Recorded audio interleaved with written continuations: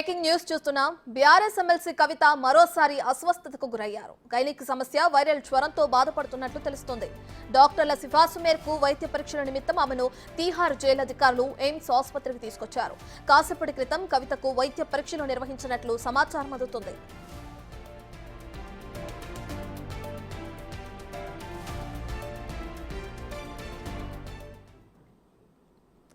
ఇదే విషయానికి సంబంధించి మరింత సమాచారాన్ని ఢిల్లీ నుంచి మా ప్రతినిధి శివ అందిస్తారు.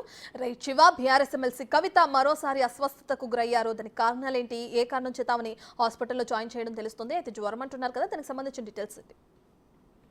రైట్ రత్న, ఎమ్మెల్సీ కవితకు మరోసారి అస్వస్థతకు గురయ్యారు. ఎమ్మెల్సీ కవిత ఇక కొద్దిసేపటి క్రితమే ఎయిమ్స్ ఆసుపత్రిలో వైద్య పరీక్ష నిర్వహించారు. గైనిక్ సమస్య అలాగే వైరల్ జ్వరంతో బాధపడుతున్నట్లుగా కూడా వారి అనుచర వర్గం తెలుపుతోంది. అంటే జైలు డాక్టర్ల సిఫారసు మేరకు వైద్య పరీక్షల నిమిత్తం ఎమ్మెల్సీ కవితను ఎయిమ్స్ ఆసుపత్రికి తీసుకొచ్చినట్లుగా తీహార్ జైలు అధికారులు తెలుపుతున్నారు. గతంలో కూడా కవితకు అనారోగ్య సమస్యలు ఉండడం ద్వారా దీన్ దయాళ్ ప్రభుత్వ ఆసుపత్రిలో మొదట చూపించారు. తర్వాత అక్కడ పరీక్షలు సరిగా చేయటం లేదంటూ ఎయిమ్స్ లో పరీక్షలు నిర్వహించేందుకు పర్మిషన్ ఇవ్వాలని రౌజోని కోర్టులో పిటిషన్ దాఖలు చేసిన నేపథ్యంలో రౌజోని కోర్టు న్యాయమూర్తి ఆదేశాల మేరకు కవితను ఆ తర్వాత రోజు ఎయిమ్స్ ఆసుపత్రిలో పరీక్షలు నిర్వహించారు. పరీక్షలు నిర్వహించి సంబంధిత అనారోగ్య కారణాలకు సంబంధించి అస్వస్థతకు సంబంధించి కొన్ని టాబ్లెట్స్ మెడిసిన్స్ ఇచ్చారు. ఆ మెడిసిన్స్ వాడుతున్నారు. కానీ ఇంకా బీపీ డౌన్ కావడం, కొన్ని అనారోగ్య సమస్యలు, గైనిక్ సమస్య వల్ల అంటే గత 5 నెలలుగా కూడా తిహార్ జైలు ఉంటున్న కవిత కొంత ఒత్తిడికి లోనవుతున్నారు. దానివల్లే అనారోగ్య సమస్యలు వస్తున్నాయని ప్రధానంగా కవిత తరపు న్యాయవాదులు కోర్టుకు తెలియజేశారు. ఆ గ్రౌండ్స్ లోనే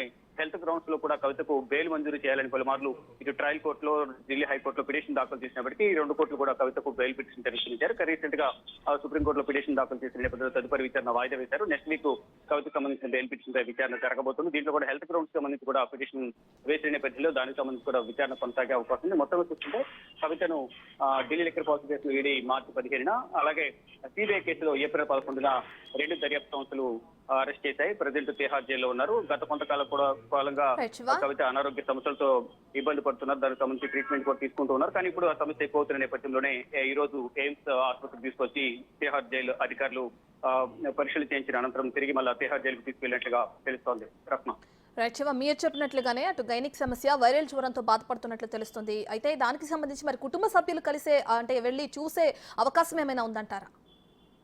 రైట్, ఓన్లీ కేవలం వాళ్ళు ములాఖాతులో భాగంగా తిహార్ జైల్లో మాత్రమే కలవాల్సి ఉంటుంది. వైద్య పరీక్షల నిమిత్తం తిహార్ జైలు అధికారులు తీసుకొచ్చి ఎయిమ్స్ ఆసుపత్రిలో ట్రీట్మెంట్ ఇప్పిస్తున్నారు కాబట్టి తిహార్ జైల్లో మాత్రమే ఎవరైనా కలిసే అవకాశం ఉంటుంది. ఆ ఎయిమ్స్ ఆసుపత్రికి వెళ్లి పోలీసుల పర్యవేక్షణలో ఉన్న కవితను కలిసే అవకాశం ఉండదు. గతంలో జ్యుడిషియల్ కస్టడీలో భాగంగా రౌజోని కోర్టుకు వస్తే కనుక ఆ సందర్భంలో కలిసేందుకు అవకాశం ఉండేది. కానీ రౌజోని కూడా తీసుకురావడం లేదు. డైరెక్ట్ గా వీడియో కాన్ఫరెన్స్ ద్వారా కవితను కోర్టులో తిహార్ జైలు అధికారులు హాజరుపరుస్తున్నారు. హాజరుపరిచిన తర్వాత జ్యుడిషియల్ కస్టడీ అయితే పొడిగిస్తూ ఉన్నారు. 14 రోజుల పాటు 2 కేసులు, ఒకటి ఈడీ, సిబిఐ కేసులకు సంబంధించి పొడిగిస్తున్నారు. కేవలం వీడియో కాన్ఫరెన్స్ ద్వారా మాత్రమే కవితను తిహార్ జైలు అధికారులు న్యాయమూర్తి ముందు హాజరుపరుస్తున్నారు.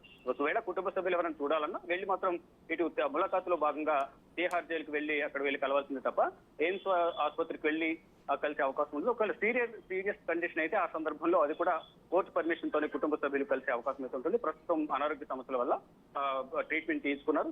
ట్రీట్మెంట్ తీసుకున్న తర్వాత మళ్ళా తిహార్ జైలు అధికారులు తిహార్ జైలుకు తరలించినట్లుగా తెలుస్తోంది. Right, thank you Shiva.